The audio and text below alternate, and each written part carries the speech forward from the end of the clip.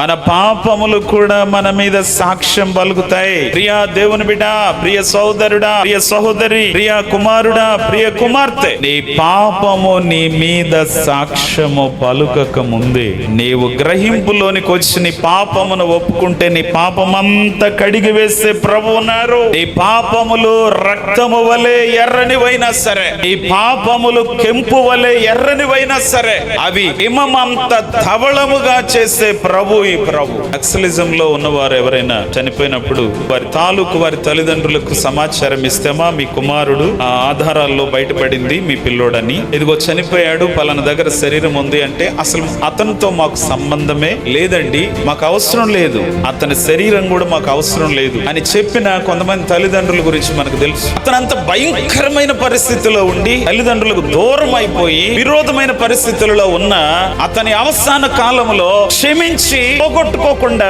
నా కుమారుడు నేనెందుకు పోగొట్టుకుంటానండి, మా కుమారుడు మాకు కావాలి అని అంగీకరించిన తల్లిదండ్రులు కూడా మనకు తెలుసు. కానీ మన ప్రభు తిరస్కరించే ప్రభు కా, నెట్టివేసే ప్రభు కా, త్రోసివేసే ప్రభు కా. మన ప్రభు ప్రేమించే ప్రభు, ఆదరించే ప్రభు, చేరదీసే ప్రభు, మన ప్రభు చంకనెత్తుకునే ప్రభు, ఆయన కిరీటమందలి రత్నముల వలె మన పిల్లలను మార్చే ప్రభు. బిగ్గరగా చప్పట్లు.